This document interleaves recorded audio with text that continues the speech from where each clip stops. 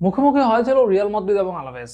এই ম্যাচে এই ম্যাচটা রিয়াল মাদ্রিদের জন্য তো অবশ্যই গুরুত্বপূর্ণ, লা লিগার শিরোপার রেসে টিকে থাকার জন্য।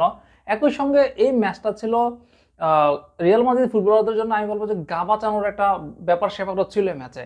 কারণ পরের ম্যাচটাই হচ্ছে আর্সেনালের বিপক্ষে, যেই ম্যাচটা আবার খুবই গুরুত্বপূর্ণ, অন্তত 3-0 গোলে জিততে হবে সেই ম্যাচে রিয়াল মাদ্রিদ যদি টাই ব্রেকার পর্যন্ত যেতে চায়। তো সেই ম্যাচের জন্য রিয়াল মাদ্রিদের ফুটবলার ভিনিসিয়াস জুনিয়র অবশ্যই খুব গুরুত্বপূর্ণ একটা অংশ। কিন্তু সেই ভিনিসিয়াস জুনিয়রকে হারাতে পারতো রিয়াল মাদ্রিদ আজকের ম্যাচে আলাভেসের বিপক্ষে।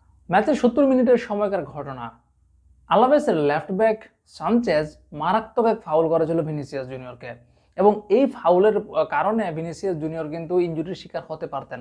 কপাল ভালো তার, সেই ইনজুরিতে পড়েনি, তবে সানচেজ কিন্তু আর বাঁচতে পারেনি।